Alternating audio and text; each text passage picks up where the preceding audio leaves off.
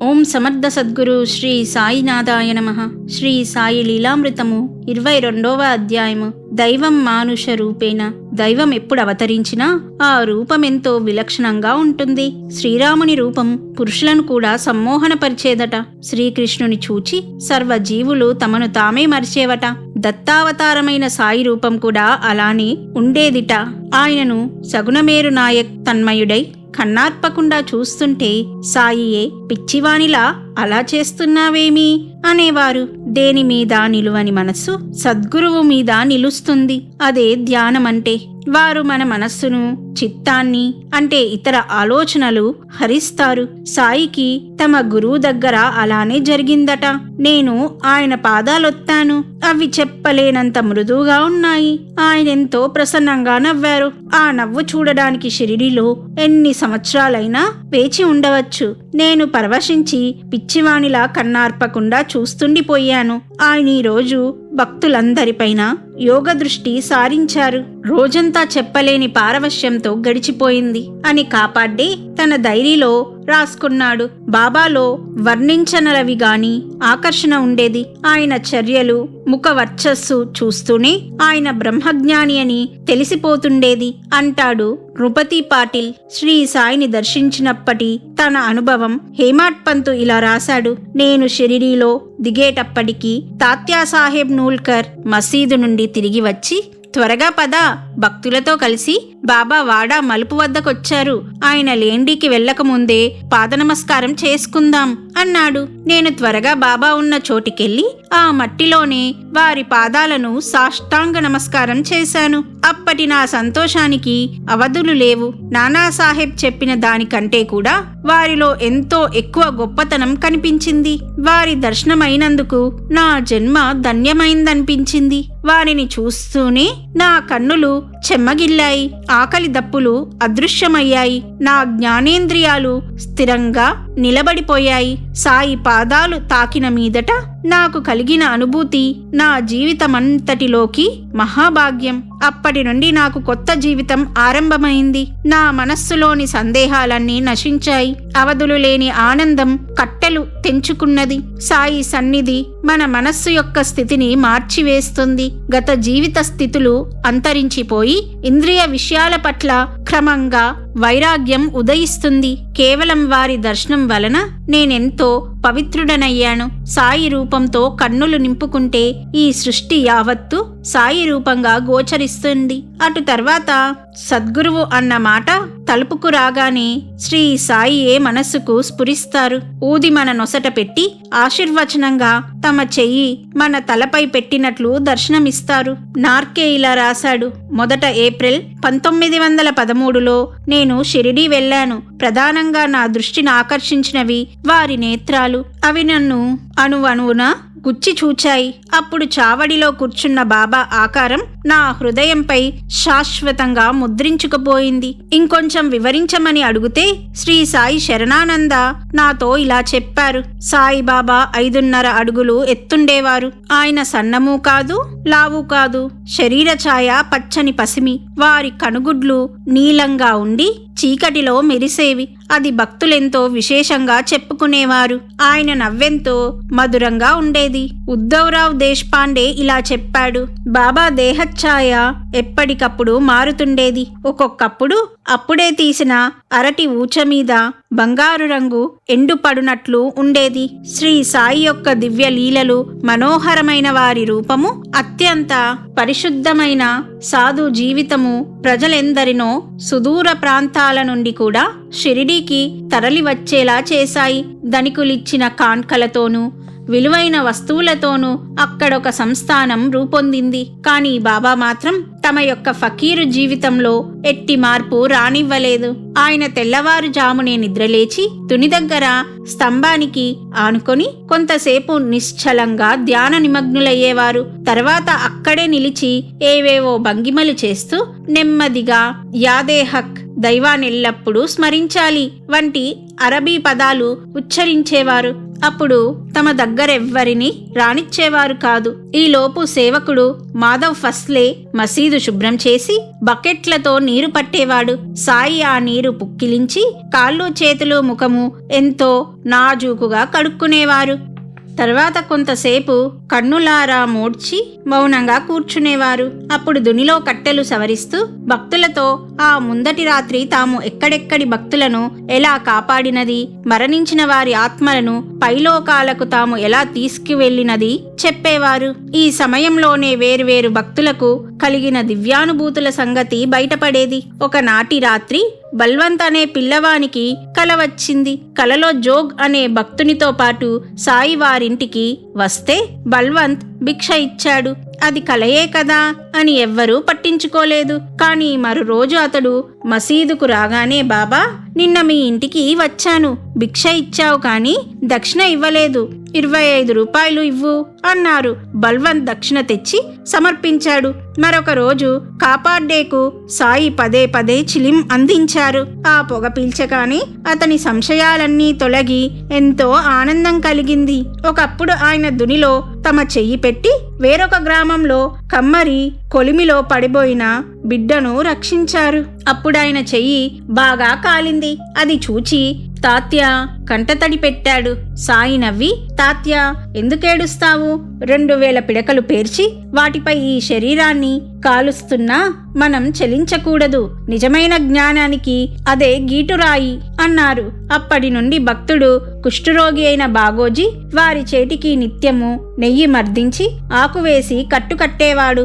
అతను తన శ్రద్ధను కాపాడుకోవడానికి సాధనంగా కాబోలు ఆ గాయం మానిపోయాక కూడా బాబా యావత్ జీవితము అతని చేత ఆ సేవ చేయించుకునేవారు. అది పూర్తయ్యేసరికి ఉదయం 7:30 గంటలు అయ్యేది. మొదట రోజులలో బాబా 3-4 రోజులకొకసారి ఈ సమయంలో బావి దగ్గరకు వెళ్లి కాళ్ళు చేతులు కడుక్కొని నీరు పుక్కిలించి ఉమ్మేసేవారు. కుష్ఠిరోగులు ఆ నీరు వంటికి రాసుకునేవారు. ఎందరికో ఆ వ్యాధి తగ్గిపోయింది. తర్వాత భక్తులు 2 రాగి హండాలలో వేడి నీళ్లు, 2 బిందెలు చన్నీళ్లు మసీదులో పెట్టి చుట్టూరా తెరలు దించేవారు. సాయి ఆ నీరు కలుపుకొని సుమారు 1.5 సేపు స్నానం చేసి దుని దగ్గర నిలబడేవారు. సన్నిహిత సేవకులు వీపు, మెడ, తల తుడిచేవారు. యోగికి చన్నీటి స్నానము చేసి తీరాలన్న నియమము యోగశాస్త్ర గ్రంథాలు నిషేధించాయి. అంతేకాదు, ఎవరైనా స్నానం చేయమని చెబితే నేనిప్పుడే కాశీ వెళ్లి గంగలో స్నానం చేసి వచ్చాను, మరల ఇక్కడ స్నానం ఎందుకు అనేవారు. నిత్యము కాశీలో స్నానం చేయడం శ్రీ దత్తాత్రేయుని ఆచారం. అంటే తామే దత్తాత్రేయుడని ఆయన సూచించారన్నమాట. ఈ రీతిన ఒక్కొక్కసారి ఆయన 6 వారాల దాకా కూడా స్నానం చేసేవారు కాదు. స్నానం అయ్యాక ఆయన ఒక రంగు వస్త్రం కట్టుకొని ఒక్కొక్కప్పుడు కఫ్ని తడిపి దుని మీద ఆరబెట్టి తిరిగి తొడుక్కునేవారు. ఆ కఫ్ని తలకట్టు కూడా ఆయన కొన్ని నెలల దాకా మార్చేవారు కాదు. అవి మార్చదలిచినప్పుడు కాశీనాథుడని దర్జీవాన్ని పిలిచి క్రొత్తది తెమ్మనేవారు. అతడు తీసుకురాగానే అది ధరించి పాతది దునిలో పారేసి నమస్కరించేవారు. ఒక్కొక్కప్పుడు తమతో పాటు మరికొందరు భక్తులను కూడా కఫ్నీలు ఇచ్చేవారు. ఆయన కఫ్నీ మార్చడం మరీ ఆలస్యమై పాతది చిరిగిపోయేది. అప్పుడు తాత్య ఆయన దగ్గర చేరి దానిని చూసే మిష మీద ఆ చిరుగులను ఇంకా పెద్దవి చేసేవాడు. ఆయన కొత్తది వేసుకునే బదులు మధ్యాహ్నం ఒంటరిగా ఉన్నప్పుడు ఒక ముళ్ళును సూదిగా చేసుకొని ఆ చిరుగులన్నింటికి మాసికలు వేసుకునేవారు. అలాగే ఆయనకు బుద్ధి పుట్టినప్పుడు బాలా అనే మంగలి చేత తన తల నున్నగా గొరిగించుకొని మీసం కోసుగా కత్తిరించుకునేవారు. దర్జీవానికి గాని మంగలివానికి గాని చేతికొచ్చినంత పైకమిచ్చేవారు. అయితే అదెప్పుడు వారి పనికి తగిన కిరాయి కంటే ఎంతో ఎక్కువ ఉండేది. బాబా ఎంతో మితభాషి. ఎక్కువగా కన్నులర మోడ్చుకొని భక్తులు రాగానే ఒక్కసారి వారికేసి చూచేవారు. పిల్లలతో వినోదంగా మాట్లాడేవారు. పసిపిల్లలను ఎత్తుకొని పలకరించేవారు. ఒకసారి ప్రక్క గ్రామం నుండి తరచూ షిరిడీ వచ్చే పిలాజీ గురవ్ తన 10 సంవత్సరాల కొడుకు తనతో కూడా వస్తానని మారం చేస్తే వాణ్ణి కొట్టాడు. గురవ్ షిరిడీ చేరగానే బాబా కోపంగా, ఆ చిన్న వెధవను కొడితే ఊరుకోను, వాడు నీతో కూడా వస్తే నీదేం పోతుంది, ఈసారి వాణ్ణి కూడా తీసుకొస్తుండు అన్నారు. అప్పటి నుండి అతడలానే చేసేవాడు. సుమారు 9 గంటల ప్రాంతంలో బాబా ఎడమ భుజానికి 4 మడతలు వేసిన గుడ్డను జోలగా కట్టుకొని కుడి చేతిలో రేకు డబ్బా తీసుకొని నిత్యము ఆ 5 ఇళ్ల వద్ద మాత్రమే భిక్ష తీసుకునేవారు. ద్రవాహారాలు డబ్బాలోనూ రొట్టెల వంటి ఘనపదార్థాలు జోలెలోనూ వేయించుకునేవారు. ఆ 5 ఇళ్లలో బాయిజాబాయి ఇల్లు ఒకటి. బాబా కేక వేయగానే ఆ తల్లి పనులన్నీ ఆపివేసి ఆయనను ఆహ్వానించి ఆయన ఎదుటనే కూర్చునేది. అప్పుడు 7-8 సంవత్సరాల వయసు గల ఆమె కొడుకు తాత్య ఆయన భుజాలపైన ఎక్కడమో ఆయన వడిలో పొర్లడమో చేసేవాడు. ఆమె అతనిని కసిరినా ఆమె ముఖంలో ఏమాత్రం చికాకు వ్యక్తమైనా బాబా, ఎందుకమ్మా వాణ్ణి కోప్పడతావు, వాడి ఇష్టమొచ్చినట్లు చేయనివ్వు అనేవారు. ఇలా భిక్ష తీసుకొని మసీదుకు చేరగానే బాబా ఒక రొట్టె కొద్ది అన్నము దునికి ఆహుతిగా వేసి మిగిలినవన్నీ ఒక మట్టి బొచ్చెలో మూత పెట్టకుండా ఉంచేవారు. మొదటి రోజుల్లో కుక్కలు, పిల్లులు, బిచ్చగాళ్ళు, సేవకులు దాని నుండి తమకు కావలసినంత తీసుకునేవారు. ఆయన ఏ ప్రాణిని అసహ్యించుకొని వెళ్ళగొట్టేవారు కాదు. చివరకు మిగిలినవన్నీ రుచి విచక్షణ లేకుండా కలిపి కొన్ని ముద్దలు మాత్రం తినేవారు. హిందూ ధర్మ ప్రకారం బాబా నైష్టిక బ్రహ్మచారి. అందుకే తమ గురుదేహంలో ఉన్నంతకాలం వారి చెంతనే ఉండి సేవ చేశారు. వారు పరమపదించాక వారి ప్రతిరూపంగా నిరతాగ్నిహోత్రం నిర్వహించారు. ఎల్లప్పుడూ తెల్లని మూతక కొర గుడ్డలు ధరించేవారు. లేండికి వెళ్లేటప్పుడు తప్ప మరెప్పుడూ పాదరక్షలు వేసుకునేవారు కాదు. పగలెన్నడూ వెన్ను వాల్చక గోడకు కూడా జానెడు దూరంలో కూర్చునేవారు. పండ్లు తోముకోకుండా నీళ్లు మాత్రం పుక్కిలించేవారు. భిక్షన్నం మాత్రమే తినేవారు. అంతరంగికంగా మాత్రం సర్వము భగవంతుని రూపంగా వాసుదేవః సర్వమితి భగవద్గీత చూచే అరుదైన మహాత్ముడు సాయి. స మహాత్మా సుదుర్లభః భగవద్గీత. అందుకే ఆయన ఏ ప్రాణిని అసహ్యించుకోలేదు. ఆయన ఆదర్శ భిక్షువు. ఎవరిని భిక్ష కోసం పీడించలేదు. బాబా షిరిడీ చేరిన 2 సంవత్సరాలకు ఆ ప్రాంతంలో కరువొచ్చింది. అప్పుడు ధనికులైన నందు తాత్యాల ఇండ్ల వద్ద మాత్రమే ఒక్కొక్క ఇంటి నుండి సగం రొట్టె మాత్రమే తీసుకునేవారు సాయి. భిక్షకు వెళ్లి వచ్చాక 9 గంటల ప్రాంతంలో బాబా పాదరక్షలు ధరించి లేండికి వెళ్లి వచ్చేవారు. భక్తులు దారి పొడుగున ఆయనకు గొడుగు పట్టేవారు. అప్పుడు తీసిన ఫోటోలో ఆయనకు ఎడమవైపున బూటీ, కుడివైపున నిమోన్కర్ గొడుగు పట్టుకొని బాగోజీ ఉన్నారు. వీరందరినీ లేండి తోపు బయట విడిచి అబ్దుల్లాతో కలిసి లేండిలో కొంతసేపు గడిపి వచ్చేవారు. సుమారు 10:30 గంటల ప్రాంతంలో ఆయన మసీదు చేరాక గాయకులు, నర్తకులు, గారడీవారు ఆయన ముందు తమ కళలను ప్రదర్శించేవారు. లేకుంటే మధ్యాహ్నం దాకా ఆయన భక్తులతో మాట్లాడుతూ ఎన్నెన్నో కథలు చెప్పేవారు. ఒకరోజు భక్తులు ఆయనను పూజిస్తుండగా నానావల్లి వచ్చి, లే, ఆసనం మీద నేను కూర్చోవాలి అని గర్జించాడు. సాయి ఎంతో నిర్లిప్తంగా లేచారు. ఆ స్థానంలో అతడు కూర్చొని మరుక్షణమే లేచి బాబాకు నమస్కరించి వెళ్లిపోయాడు. మరొకప్పుడు హరిద్వార్ బువా అనే సాధువు రోజు మసీదులో ఒకే చోట కూర్చునేవాడు. ఒకరోజు చిన్నపిల్ల ముందుగా వచ్చి అక్కడ కూర్చున్నది. ఆ సాధువు ఆ పాపను కసిరి అక్కడ నుంచి లేపేసి అక్కడ కూర్చున్నాడు. వెంటనే బాబా ఉగ్రులై మసీదు నుండి అందర్నీ వెళ్ళగొట్టేశారు. కొద్దిసేపట్లో ఆ సాధువు మళ్ళీ అక్కడ కూర్చోబోతే సాయి అతనిని మరలా వెళ్ళగొట్టారు. సృష్టిలో సర్వానికి యజమాని భగవంతుడే అయితే రోజు కొద్దిసేపు కూర్చున్నంత మాత్రాన ఏ ప్రదేశమైనా ఆ సాధువుది కాని లేక తమది కాని ఎలా అవుతుందని పై 2 సందర్భాలలో బాబా భావం.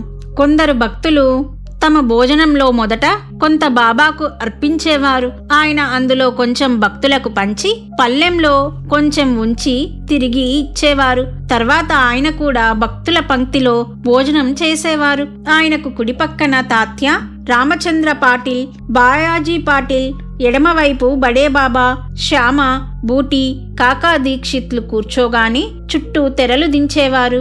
ఆ తర్వాత అందులో ఎవ్వరూ ప్రవేశించేవారు కాదు. తరచుగా ఆ పంక్తిలో బాగోజీ, మాధవ్ ఫస్లే, నిమ్మోన్కర్లు కూడా కూర్చునేవారు. శ్యామాకు మాత్రం అతడి ఆచారం ప్రకారం పాయసం ఒక్కటే వడ్డించేవారు బాబా.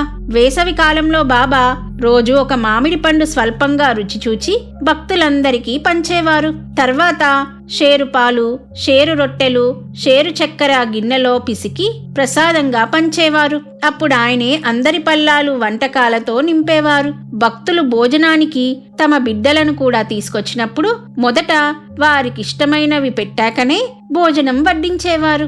ఒకసారి అందరూ భోజనం చేస్తుండగా శిథిలమైన మసీదు కప్పు నుండి పెటపెటమని శబ్దమైంది. వెంటనే సాయి చేయి పైకెత్తి ఆగు ఆగు అన్నారు. ఆ శబ్దం ఆగిపోయింది.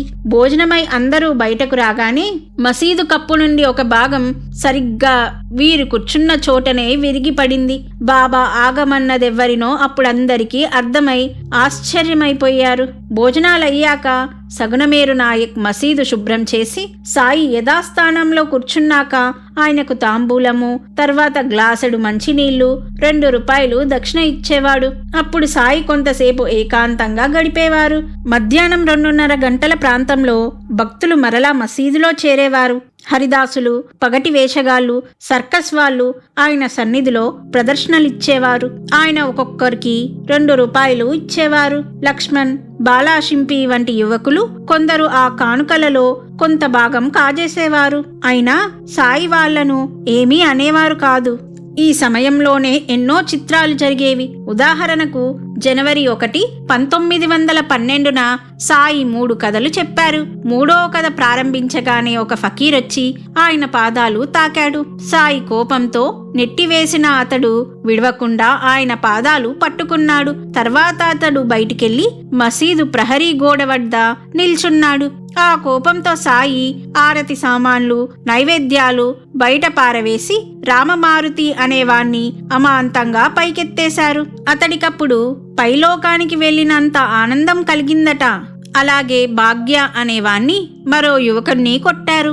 ఆ కోపంలోని కాపాడ్డే కొడుకు బల్వంత్ను ప్రమాదం నుండి రక్షించామని చెప్పి ఆ ఫకీరు కాపాడ్డేను చంపాలనుకున్నాడు. కాని నేను అడ్డుపడ్డాను అన్నారు. ఆరతి సమయంలో తమ స్థానం నుండి లేచిపోయి ఆరతి అయ్యాక తిరిగి వచ్చి కూర్చున్నారు. ఇటువంటి ఆగ్రహంతో పాటు బాబాలో భక్తులపై ఎంతో చల్లని ప్రేమ కూడా ప్రకటమవుతుండేది. తరచూ ఆయనే పండ్లు కొని ముక్కలు చేసి భక్తులకు పంచేవారు. అరటి పండ్లు ఒలిచి గుజ్జు భక్తులకిచ్చి తొక్కు తాముంచుకునేవారు. మామిడి పండ్లను ఎంతో నేర్పుగా అన్ని వైపులా నొక్కి భక్తులకిచ్చేవారు. రసమంతా సులభంగా నోట్లోకొచ్చి తొక్కు టెంకా పారవేయడానికి వీలుగా ఉండేది. సుఖసౌఖ్యాలు భక్తులకిచ్చి వారి దుఃఖం తాము స్వీకరిస్తామని వారికి మాయను తొలగించి దివ్యానుభవం సులభమయ్యేలా చేస్తామని ఈ చర్యలలోని వారి భావమై ఉండవచ్చు. ఒక్కొక్కప్పుడు అదేమి చిత్రమో కాని ఆయన చెప్పిన కథలు వినిన భక్తులందరూ కూడా ఆ కథలను పూర్తిగా మరిచిపోయేవారు. ఒకరోజు ఆయన గత జన్మలలో ఆయన బాపూసాహెబ్ జోగ్, దాదా కేల్కర్, శ్యామ, కాపాడ్డే, దీక్షిత్లు ఒక చిన్న వీధిలో తమ గురువుతో కలిసి ఉండేవారట.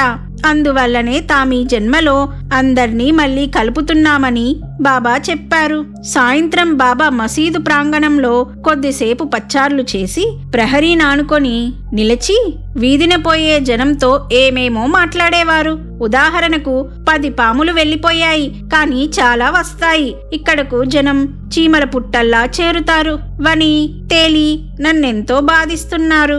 నేనీ మసీదులో ఉండను అని చెప్పి ఒక్కొక్కసారి అప్పటికప్పుడే ఆయన వెళ్ళిపోవడానికి సిద్ధమయ్యేవారు. అప్పుడు తాత్య పరుగున వచ్చి నేను వాళ్లను దండిస్తాను, ఇప్పుడు శాంతించండి, మరో రోజు వెళ్దాం అని బుజ్జగించాకని ఆయన శాంతించేవారు. సాయంత్రం 5 గంటల ప్రాంతంలో బాబా మరలా లేండికి వెళ్లి వచ్చేవారు.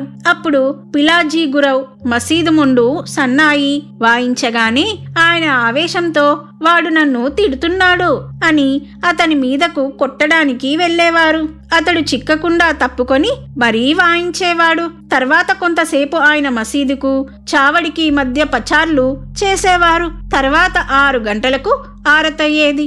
అప్పుడు కొంతసేపు సత్కాలక్షేపం జరిగేది. బూటి 1914లో ప్రఖ్యాత గాయకుడైన ఖాన్ సాహెబ్ గానా కచేరీ ఏర్పాట్లు చేశాడు. అందరూ మసీదు ముంగిట సమావేశమయ్యాక ఆ గాయకుణ్ణి మరాఠీలో భజనలు పాడమన్నారు బాబా. అతడు ఆయనకు నమస్కరించి తుకారాం రాసిన హేచీ దాన్ దేగా దేవా దేవా ఒక మనవి వినుమా అనే పాట ఎంతో మధురంగా పాడాడు. సాయి మంత్రముగ్ధులైనట్లు కన్నులు మూసుకొని శ్రద్ధగా విని, ఎంత చక్కగా పాడావు, ప్రసాదించకుండడం సాధ్యపడని దానినే కోరాడు తుకారాం అన్నాడు. ఆ తర్వాత బాబా ఆ రోజు భక్తులు సమర్పించిన దక్షిణంతా అందరికీ పంచివేశారు. ఆయన లెక్క పెట్టకుండా జేబులో చేయి పెట్టి చేతికొచ్చినంత ఇచ్చివేస్తున్నా ప్రతి భక్తునికి ఎప్పుడూ ఒకే మొత్తం ముట్టేది. ఇలా నిత్యము బడే బాబాకు 50 రూపాయలు, తాత్యాకు 35 రూపాయల నుండి బాగోజీకి 4 రూపాయల వరకు ముట్టేది. క్రొత్త వారికెంత అవసరమో అంతే ముట్టేది. శ్రీరామనవమి వంటి ఉత్సవాలలో దాదా కేల్కర్కు బడే బాబాకు 2 నోట్ల కట్టలు పేదలకు పంచమని బాబా ఇచ్చేవారు. ఇలా ఆయన పనిచేసే దక్షిణ రోజుకు 500 దాకా ఉండడంతో బ్రిటిష్ ప్రభుత్వము పన్ను వేయదలిచింది. ఆ లెక్క రాయడానికి హిందువునో ముస్లింనో నియమిస్తే పక్షపాతం చూపుతారని చక్రనారాయణ్ అనే క్రైస్తవుణ్ణి నియమించారు. ఆయన వైరాగ్యాన్ని గమనించి చివరకు అతడు కూడా భక్తుడయ్యాడు. ఇలా తనకున్నదంతా సర్వులకు ఇచ్చివేసి తను వారి ప్రేమపై జీవించే భిక్షువుగా మాత్రమే ఉండగలవాడు నిజానికి భగవంతుడే, త్రిమూర్తి స్వరూపుడైన దత్తాత్రేయుడే. ఆయన కృతవీర్యుని కుమారుడైన అర్జునునికి సామ్రాజ్యమిచ్చి తాను సాధువుగానే ఉండిపోయాడు. ఆయన యొక్క అవతారమైన శ్రీ నరసింహ సరస్వతి కూడా ఒక రజకునికి మరుజన్మలో రాజ్యమిచ్చి తాను యతిగా ఉండిపోయారు. 3వ దత్తావతారమైన మాణిక్య ప్రభువు భారీ ఎత్తున దాన ధర్మాలు చేస్తూ కూడా ఫకీరులాగానే జీవించారు. 4వ అవతారమైన అక్కల్కోట స్వామి పాదసేవ కోసం నాటి రాజులు పోటీ పడుతుంటే ఆయన మాత్రం ఒక మఠమైనా లేని అవధూతగానే జీవించారు. శ్రీ సాయి కూడా ఇటువంటి మహారాజే. శిథిలమైన మసీదే ఆయనకు రాజభవనము, దునిలోని విభూదియే ఆయన యొక్క ధనం, చినిగి ఉన్న కఫ్నియే చినాంబరము, సట్కాయే ఆయన రాజదండము, తల చుట్టూ రుమాలే వారికున్న రత్న కిరీటము, భిక్షగాళ్లే వారి కొలువులోని వారు, ఆయన వద్ద ఎప్పుడూ ఉండే ఇటుకరాయి, గోనె పట్టాలే వారికి దిండు, పట్టుపరుపులు, ఒక రేకు డబ్బా, కొద్ది మట్టి కుండలే వారికి సర్వపాత్రలు, మసీది ముంగిటనున్న పెద్ద రాయియే వారి సింహాసనము. పోనీ ఇంతటి దానకర్ణుడు ఎవరేమిస్తే అదలా తీసుకున్నారా? ఒకనాడు కొందరు బోయీలు పరదాలు కట్టిన పల్లకీ తెచ్చి మసీదు ముంగిట దించారు. ఒక రాణిగారు ఒక వాసన కట్టిన బిందె మసీదులోకు పంపింది. దానిని విప్పి చూస్తున్న భక్తుడు, బాబా ఇది బంగారం అన్నాడు. సాయి తమ హృదయాన్ని చూపుతూ ఎగతాళిగా, బంగారం ఇదా లేక అదా అన్నాడు. అతడు మైకంలోంచి మేల్కొని, మీరే అసలైన పెన్నిది అన్నాడు. అయితే దానిని వెంటనే తిప్పి పంపివేయి అని ఆజ్ఞాపించారు సాయి. ఆ మహారాజు ముందు ఆ రాణిగారు బిచ్చగత్తె అయి తుచ్చమైన బంగారం తీసుకుపోవలసి వచ్చింది. రాత్రి భక్తులందరూ భోజనాలకు వెళ్ళాక 9 గంటల ప్రాంతంలో తాత్యా తెచ్చిన రొట్టెలు తీసుకొని బాబా అతనికి 35 రూపాయలు ఇచ్చేవారు. ఈ వివరం అతడే ఇలా చెప్పాడు.